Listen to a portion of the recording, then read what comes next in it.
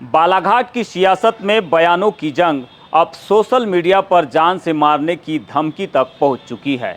पूर्व सांसद कंकर मुज्जारे को सोशल मीडिया पर भद्दी भद्दी गालियां और जान से मारने की धमकी देने का एक सनसनीखेज मामला सामने आया है, जिसे लेकर कंकर मुज्जारे के समर्थकों ने थाना खैरलांजी में शिकायत कर आरोपी पर कड़ी कार्रवाई की मांग की है।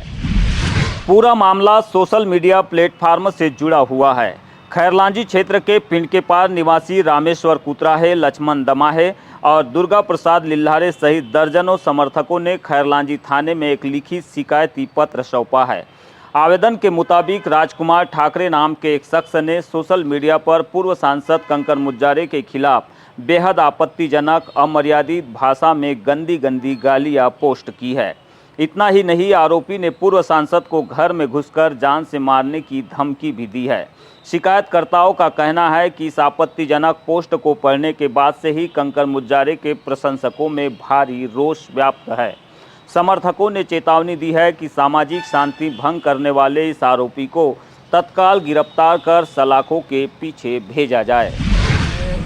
माननीय मुज्जारे जी की पोस्ट डाला था, तो उस पोस्ट पर कोई राजकुमार ठाकरे है जिसने ऐसी अभद्र गालियाँ पोस्ट किया है और मुज्जारे जी को मारने वारने की धमकी भी दिया गया है। हम खैरलांजी थाने में एफआईआर करने आए उसकी, और हम चाह रहे हैं कि इस एफआईआर 12 घंटे के अंदर उसकी गिरफ्तारी होना चाहिए। अगर उसकी गिरफ्तारी 12 घंटे के अंदर नहीं होती तो पूरा सर्व समाज थाने के सामने धरना प्रदर्शन देगा।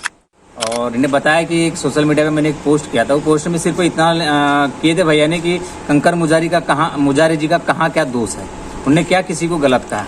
उस पोस्ट पे कोई राजकुमार ठाकरे ये व्यक्ति है, इनके नाम ही पता है, बाकी इनका एड्रेस नहीं है। इन्हें माँ बहन की गाली गलौज किया है, जो हमारे जैसे मुज्जारे जी के दर्शकों में भारी रोष है।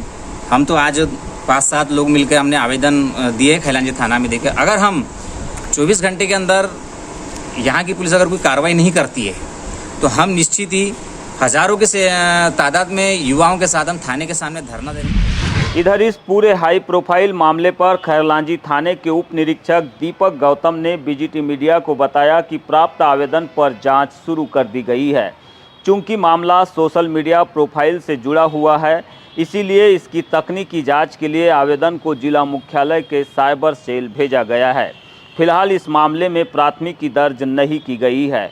प्रकरण की गहराई से विवेचना की जा रही है। साइबर सेल की रिपोर्ट आते ही आरोपी पर वैधानिक कार्रवाई की जाएगी। अभिव्यक्ति की आज़ादी के नाम पर सोशल मीडिया पर गाली गलौज करना और जान से मारने की धमकी देना, यह कानूनन अपराध की श्रेणी में आता है। अब देखना यह होगा कि पुलिस को की गई शिकायत के बाद साइबर सेल के द्वारा आरोपी का सच कब तक बाहर लाया जाता है। बालाघाट की सड़कों पर आज जमकर नारेबाजी हुई। नारा लगा कि ईवीएम जिसकी मम्मी है वो सरकार निकम्मी है, ये आज़ादी झूठी है, देश की जनता भूखी है। दरअसल यह आक्रोश था राष्ट्रीय पिछड़ा वर्ग मोर्चा का, जिसने 2027 की जनगणना की पारदर्शिता और ओबीसी के अधिकारों को लेकर सरकार के खिलाफ मोर्चा खोल दिया है। देश भर के 31 राज्यों और 625 जिलों में चल रहे इस आंदोलन की गूंज आज बालाघाट में भी दिखाई दी। मोर्चा पदाधिकारियों का सीधा आरोप है कि सरकार की हाउस लिस्टिंग प्रक्रिया में एससी और एसटी के लिए तो विकल्प है, लेकिन अन्य पिछड़ा वर्ग यानी कि ओबीसी का कोई कॉलम ही नहीं दिया गया है। इसे ओबीसी समाज के साथ एक सोची समझी साजिश और धोखा बताया जा रहा है। मोर्चा ने जनगणना के लिए इस्तेमाल हो रहे डिजिटल HLO ऐप पर भी गंभीर सवाल उठाए हैं। प्रदर्शनकारियों का कहना है कि पूर्णतः डिजिटल होने के कारण इन आंकड़ों का कोई फिजिकल रिकॉर्ड नहीं होगा। यदि आंकड़े गलत दर्ज हुए तो कानूनन किसी की जवाबदेही तय नहीं की गई है, जिससे इस जनगणना की विश्वसनीयता पर बड़ा संदेह खड़ा होता है। राष्ट्रीय पिछड़ा वर्ग मोर्चा के राष्ट्रीय अध्यक्ष चौधरी विकास पटेल और संरक्षक मान्य और वामन मेश्राम साहब, इनके नेतृत्व में यह राष्ट्रीय पिछड़ा वर्ग मोर्चा की रैली निकाली गई है। और ये रैली का तीसरा चरण है, जिसमें रैली प्रदर्शन है। इसके पहले 5 5 जून को धरना प्रदर्शन था और उसके पहले 25 मई को ज्ञापन का कार्यक्रम था। तो यह कार्यक्रम तीनों चरणों में आज संपन्न किया जा रहा है। राष्ट्रपति द्रौपदी मुर्मू महोदया के नाम कलेक्टर महोदय के माध्यम से आज 625 जिलों में और 31 राज्यों में यह रैली प्रदर्शन का कार्यक्रम निकाला गया है और रैली प्रदर्शन का कार्यक्रम किया गया। मोर्चा ने मांग की है कि ऐप में ओबीसी का अलग विकल्प जोड़ा जाए और डिजिटल आंकड़ों के भौतिक सत्यापन की पारदर्शी व्यवस्था बनाई जाए। मांगे न पूरी होने पर संगठन ने उग्र आंदोलन और भारत बंद करने का भी ऐलान किया है। आपको बता दें कि राष्ट्रीय पिछड़ा वर्ग मोर्चा बामसेप के संस्थापक वामन मेश्राम के नेतृत्व में काम कर रहा है, जिनके आह्वान पर देश भर में यह आंदोलन चरणबद्ध तरीके से चल रहा है।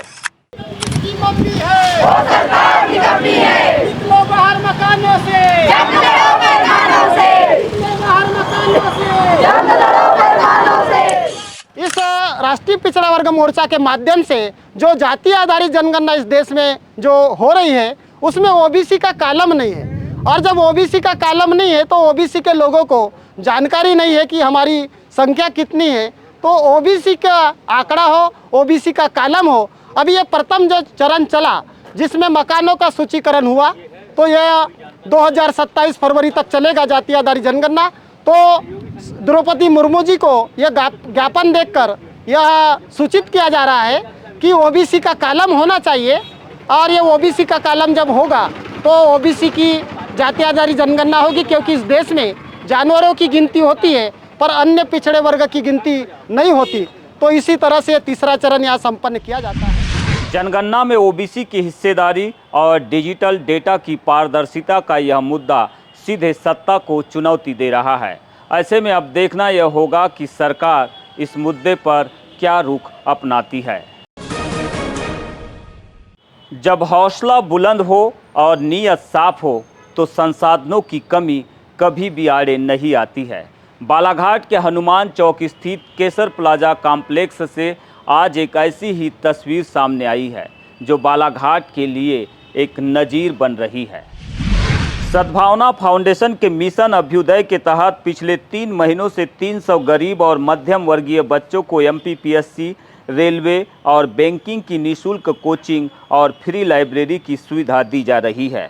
आज इन बच्चों को प्रतियोगिता परीक्षा की रीढ़ कहे जाने वाली लुसेंट की 200 से अधिक किताबें बांटी गई। बीते 23 मार्च 2026 से शुरू हुआ मिशन अभ्युदय आज अपने मुकाम पर पहुंच रहा है। इसका समापन आगामी 5 जुलाई को होने जा रहा है। फाउंडेशन के संस्थापक अजय यादव के प्रयासों से आज इन बच्चों के हाथों में सफलता का हथियार यानी कि लुसेंट की सामान्य ज्ञान की किताबें सौंपी गई, जो बाजार से महंगी किताबें खरीदने में असमर्थ थे। कार्यक्रम के मुख्य अतिथि और समाज सेवी किरण भाई त्रिवेदी ने इस त्रैमासिक निःशुल्क कोचिंग की जमकर सराहना की। सद्भावना फाउंडेशन द्वारा जिसके कर्ता धर्ता हमारे अजय भैया है, अजय यादव जी, साथ में उनके असिस्टेंट रांग डाले जी, और उनको कोऑपरेट कर रहे हैं इस क्षेत्र में हमें अमूल्य सर। ये जो कार्य है ये यानी बहुत ही अच्छा है। आज मैंने देखा अपने स्वयं के हाथ से वितरित किया। ये 1100 रुपये की एक जनरल नॉलेज की किताब है, और इन्होंने आज करीबन 300 बच्चों को ये किताब वितरित किए हैं। और आज जैसे जानकारी मिली है 100 बच्चों का इन्होंने फ़ीस का भी कंप्यूटर की कम से कम करवा दिए, माफ़ करवा दिए। वो फीस भी इनके द्वारा भरी गई है, और वो बच्चे लोग आगे जो नहीं सीख सकते थे आज वो सीख के आगे बढ़ रहे हैं। ये बहुत ही ऊंचा अद्वितीय कार्य है। इसी तरह निःशुल्क कोचिंग और लाइब्रेरी सुविधा का लाभ उठा रहे छात्राओं ने बीजीटी मीडिया से कहा कि हम जैसे ग्रामीण और गरीब तबके से आने वाले बच्चों के लिए शहर में आकर रहना ही बहुत बड़ी बात होती है। ऐसे में महंगी कोचिंग और लाइब्रेरी की फीस देना हमारे माता पिता के लिए नामुमकिन था। सद्भावना फाउंडेशन ने हमें बिल्कुल फ्री में कोचिंग, कंप्यूटर और लाइब्रेरी की सुविधा दी, जिससे हमारी तैयारी बहुत मजबूत हुई है। आज हमें यह किताबें भी फ्री में मिली है। हम बहुत खुश हैं। सद्भावना फाउंडेशन एक संस्था जिससे हमें पढ़ने का अवसर प्राप्त हुआ, जो कि लाइब्रेरी में हमें अवेलेबल सीट पूरी सुविधा के लिए हमको पढ़ाई में अवसर प्राप्त हुआ, जिससे हमें उच्च शिक्षा प्राप्त करने के लिए सद्भावना फाउंडेशन से सिलेक्ट किया गया, जिससे हमें यह बुक भी प्राप्त की गई है। हमें निःशुल्क लाइब्रेरी, कोचिंग और पढ़ने की सुविधा उपलब्ध हुई। इसमें माननीय अजय यादव जी का मैं तहे दिल से धन्यवाद करना चाहती हूँ, जिन्होंने इस पहल को लाया। छात्राओं ने बताया कि सद्भावना फाउंडेशन का मिशन अभ्युदय हम लड़कियों के लिए और खासकर ग्रामीण क्षेत्रों से आने वाले बच्चों के लिए एक बेहतरीन अवसर साबित हुआ है। मैं भी एक गांव की स्टूडेंट हूँ। मेरे मम्मी पापा मजदूरी करते हैं। हम इतने सक्षम नहीं हैं कि हम 1000 रुपये पर मंथ लाइब्रेरी की फ़ीस दे करके और 1000 रुपये पर मंथ कोचिंग की फ़ीस दे करके पढ़ सके, लेकिन इस स्कीम के दौरान, इस योजना के दौरान हमें बहुत अच्छे शिक्षकों द्वारा पढ़ाया गया और हमें लाइब्रेरी की भी फ्री सुविधा मिली। इसीलिए मैं बहुत बहुत धन्यवाद देना चाहूँगी। निःशुल्क कोचिंग के इस अभियान को चलाना इतना आसान भी नहीं था। फाउंडेशन के संस्थापक अजय यादव ने बीजीटी मीडिया से बातचीत में अपना दर्द और जज्बा साझा करते हुए बताया कि जो बच्चे आर्थिक अभाव के कारण महंगी फीस और लाइब्रेरी की सुविधा से वंचित रह जाते हैं, उनके लिए हमने यह अभियान शुरू किया था।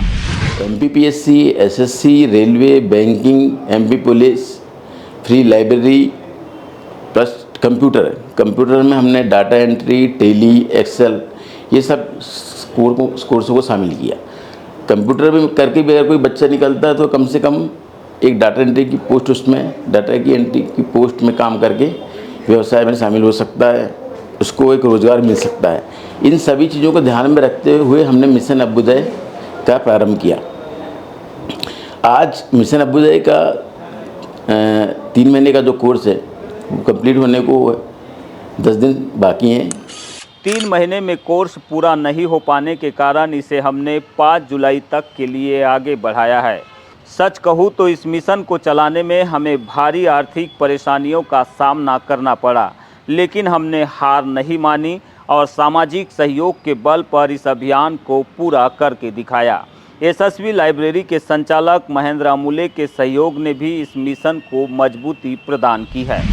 3 महीनों में सबसे बड़ी चुनौती जो एक आम परिवार को, गरीब परिवार को, बच्चों को आर्थिक स्थिति का सामना करना पड़ता है, वैसी चुनौती का सामना हमको भी करना पड़ा, क्योंकि हमने यहाँ के बालाहाट में बच्चों को MPPSC, SSC, railway, banking in सभी का इंस्टीट्यूशन देने के लिए सभी उच्च श्रेणी के इंस्टीट्यूशन को टाई अप किया। तो वो लेकिन भगवान के आशीर्वाद से और बहुत से हमारे सामाजिक कार्यकर्ताओं के माध्यम से, जिन्होंने अपना नाम हाइड करना उचित समझा और हमारी संस्था को सहयोग किया, और बहुत सी ऐसी चुनौतियाँ रहीं, लेकिन सभी चुनौतियों के बावजूद हमारा मिशन कामयाब रहा।